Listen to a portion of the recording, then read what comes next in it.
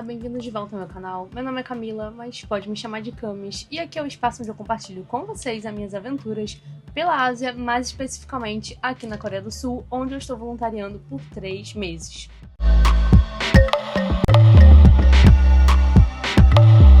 E, gente, antes de começar qualquer coisa, eu queria só vir trazer aqui algumas informações pra vocês do porquê que eu estou fazendo os meus vídeos nesse formato. Eu sei que eu já expliquei isso no Instagram, mas talvez algumas pessoas não me sigam lá. Então, se você não me segue, por favor, vai me seguir para poder acompanhar minhas viagens em tempo real. O meu Instagram é o mesmo nome do meu canal, @CamisPeloMundo. E lá eu expliquei o porquê que eu estava fazendo meus vídeos nesse formato. E não como todos os influenciadores fazem, que é gravando na hora na rua. Primeiro, porque eu encontrei muita dificuldade na época. A Coreia do Sul é muito barulhenta, então eu acabava tendo muita dificuldade para editar os meus vídeos e fazer com que a minha voz se sobressaísse. E às vezes se perdia muita informação, eu acabava perdendo todos os meus vídeos, todos os meus conteúdos, e eu acabei meio que deixando pra lá, sabe? Eu comecei a duvidar da minha capacidade de fazer vídeo na rua, falando ao mesmo tempo, mostrando os lugares, e eu também não tinha equipamento, não tinha microfone. O meu fone de ouvido, ele não fazia isolamento de voz, então era um pouco de caos. Então o que eu fiz? Eu ia só gravando, e nunca que eu postava nada. Então agora eu já nem tô mais na Coreia fisicamente. Mas eu resolvi, né, abrir o canal no YouTube, porque muita gente fala, vai, você tem que ter um canal no YouTube, porque o seu conteúdo, ele é muito educacional, então às vezes no Instagram não rola, as pessoas não têm interesse. Eu falei, poxa, talvez eu deveria, mas eu não sei se eu devo, não sei se eu tenho capacidade, não sei se eu vou ser boa em editar. Então, assim, eu ainda tô aprendendo tudo, né? Ainda tô aprendendo, tô fazendo as minhas coisinhas aqui, né, do jeito que tá dando pra fazer. Os vídeos da Coreia do Sul, eles vão estar nesse formato, mas já tô quase chegando ao fim dessas aventuras aqui pela Coreia do Sul. E eu prometo que lá pra frente os outros conteúdos vão ser um pouco mais dinâmicos, vão ser um pouco melhores, eu já vou filmar mais na rua enquanto eu falo. Então, assim, me ajudem por enquanto, né, no canal aqui pra ele poder crescer, porque eu prometo que vai valer a pena. Mas enfim, voltando aqui pro conteúdo, hoje a gente vai pra fora de Seul, nós vamos pra minha cidade favorita, que é Busan. Eu adorei essa cidade, é uma cidade super vibrante, praia, litoral, enfim, é muito mais... Eu achei muito mais autêntica e muito mais animada que Seul, então nós vamos conhecer Busan juntos. Para chegar em Busan, você tem algumas formas. Pode ir de ônibus, pode ir de avião ou pode ir também de trem. Na época, o que eu achei mais custo-benefício para mim foi o trem-bala, que se chama KTX. E eu peguei bem na estação central de Seul e fui direto para a estação de Busan, que também fica bem centralizado. E eu vou deixar na descrição do vídeo os links para comprar, porque tem vários sites, né, que vendem as passagens, nem sempre eles são confiáveis, ou às vezes saem bem mais caros. Então comprar diretamente no site oficial da companhia sai muito mais barato. Os valores dependem do horário, do dia da semana e da época do ano que você vai pegar, mas varia ali entre 25 a 70 euros a passagem. Tá, claro, 70 euros já estamos falando aí de uma primeira classe, que caso você queira mais conforto. Mas as passagens normais, assim, básicas, é entre 25 a 50 euros no máximo. E a viagem, ela dura entre 2 horas e meia a 3 horas. É uma viagem super confortável. Os trens são super equipados, alguns têm até cafeteria, lanchonete, todos têm banheiro, ar-condicionado, tem plug para você carregar, enfim, os seus equipamentos de eletrônico. Enfim, ele é super bem equipado, super confortável, a viagem passa super rápido, você nem sente. E o melhor de tudo, tem o Wi-Fi, e o Wi-Fi funciona muito bem. Esse vídeo, para não ficar sem muita informação, eu vou dividir ele em 2 partes. Eu fiquei 3 dias e meio, mais ou menos, em Busan. Então, assim, eu visitei bastante coisa, deu para aproveitar bastante. É suficiente, mas eu gostaria de ter ficado mais tempo, porque eu acho que eu teria aproveitado mais. Mas, assim, eu fui nos meus intervalos de trabalho do voluntariado, né? Como eu trabalhava sexta-feira à tarde, eu fui na segunda-feira de manhã, cheguei lá cheguei lá por volta de 11 horas, né, da manhã. E aí, assim que eu cheguei, como o check-in do hotel só começava às 3 horas da tarde, eu deixei a minha mochila no locker da estação de trem e já fui direto aproveitar o dia. Aproveitei o primeiro dia inteiro completo. Foi muito bom. E aí, quando eu voltei para a estação de trem, peguei a minha mochila e era bem pertinho do hotel. E aí, depois de lá, eu já fui fazer o check-in para dormir, né, basicamente. Então, assim, a segunda parte, então, do vídeo vai ser dividido, né, entre 1 dia e meio, mais ou menos, de viagem. Então, eu vou fazer 1 dia e meio no vídeo de hoje, e 1 dia e meio no próximo vídeo. Vai completar, assim, os 3 dias completos que eu passei em Busan. Então vamos lá começar o nosso dia de hoje, que eu já falei muito. E assim, sem mais delongas, nós já vamos começar pelo lugar mais icônico de Busan, e eu acho que até da Coreia do Sul, porque com certeza vocês já viram esse lugar, assim, vários vídeos e posts no Instagram. Ele é um pouquinho, assim, fora, né, do centro de Busan, mas é super fácil de acessar porque tem bastante transporte público. Se você estiver ali nas redondezas, você também pode ir andando, mas assim, fica no alto. Então se preparem, porque tem bastante ladeira, bastante escadaria.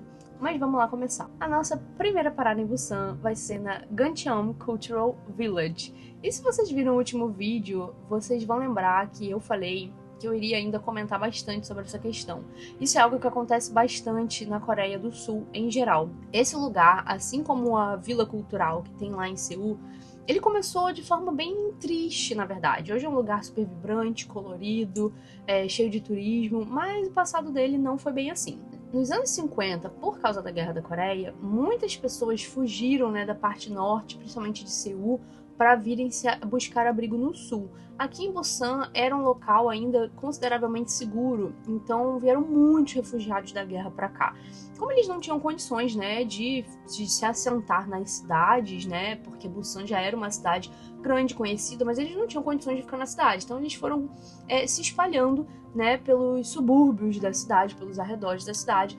E essa vila começou desta forma, exatamente como a outra vila lá de Seul. Eles começaram a construir casinhas bem pobres, bem humildes, e eram uma empilhada em cima da outra. E era realmente conhecido como uma favela, exatamente do como foi feito, né, na formatação cultural, exatamente da mesma forma que começaram as favelas no Brasil, né, principalmente no Rio de Janeiro, que é da onde eu sou, então eu tenho experiência pra falar. Então é isso, a vila começou dessa forma, né, empilhando casinhas assim, sem muita estrutura, uma em cima da outra. E essa foi uma das regiões mais pobres e mais negligenciadas de Busan. Mas tudo mudou em 2009, com um projeto chamado Dreaming of Machu Picchu em Busan, que é, assim, o sonho de Machu Picchu de Busan. O governo começou a trabalhar para revitalizar essa área. Então, assim, teve muito incentivo para artistas de rua virem para esse local para poder revitalizar, né? Criar murais, pintar as casas, abrir cafés, comércio. E tudo isso com muito envolvimento da própria comunidade. E vocês vão ver que tem bastante aqui inspiração do Pequeno Príncipe. Tem uma escultura extremamente famosa daqui que todo mundo quer para tirar foto.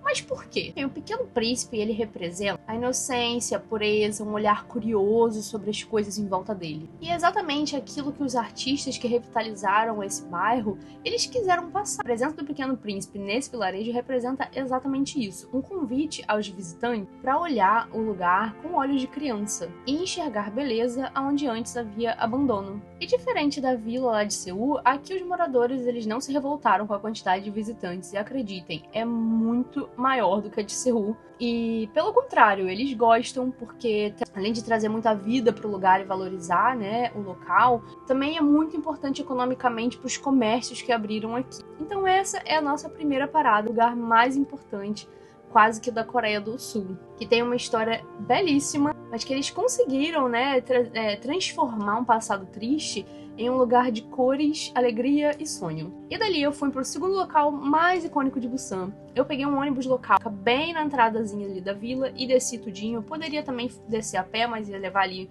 uns 30 minutinhos, então eu preferi pegar um ônibus, e de lá eu peguei um outro ônibus, que durou quase 1 hora de viagem para ir do outro lado de Busan.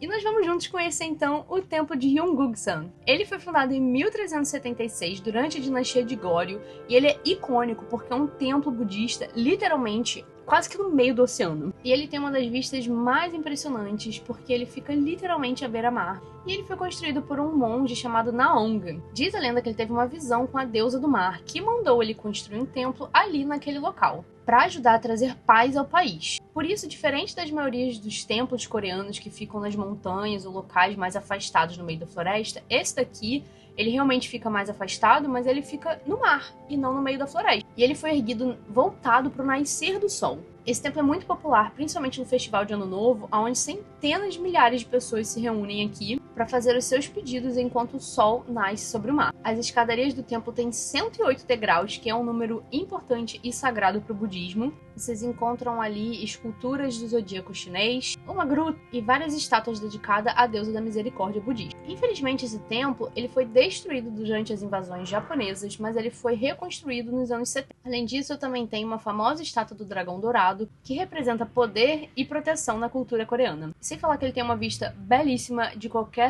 ângulo que você caminhe nesse templo. E mesmo ele ficando um pouquinho mais afastado da cidade, vale super a pena visitar. E dali eu fui para uma das praias mais famosas e principais da cidade, que é a Hyundai Beach. Do templo, você tanto pode pegar um ônibus para essa praia, ou como você pode fazer o percurso caminhando se você tiver disposição.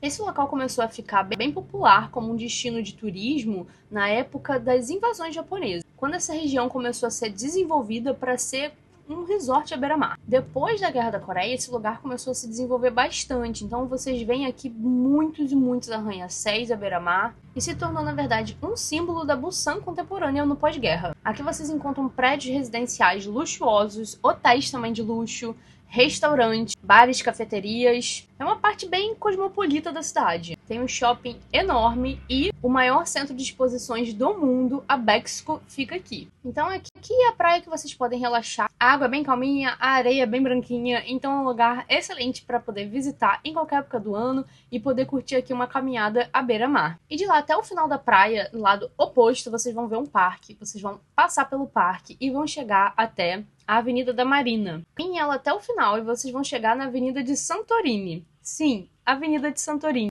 Ela foi inspirada na Grécia e é toda branquinha e azul, com vistas icônicas para a ponte mais famosa de Busan, a Gangwon Bridge, que tem mais de 7 quilômetros e liga os dois lados da cidade. E aqui é onde eu aproveitei para finalizar o meu dia e ver o pôr do sol, porque além de ser um lugar excelente para ver o pôr do sol, conforme o céu vai ficando totalmente alaranjado, a ponte começa a se iluminar. E ela fica toda colorida. E os barquinhos, tanto os iates, né, de turismo ou até dos moradores, começam a se misturar com os barquinhos de pesca ao final do dia. Então é um cenário realmente, assim, de outro mundo. E bem no final dela, vocês vão encontrar o Cinema Street, que é a continuação da Avenida da Marina e é uma parte que eles homenageiam o cinema coreano. Busan, para quem não sabe, é uma cidade super importante para a indústria cinematográfica, porque aqui acontece o Festival Internacional de Cinema de Busan, que é o maior festival da Ásia. Então, para vocês que gostam aí de dorama, né, e de cultura coreana, com certeza vocês já viram aquelas premiações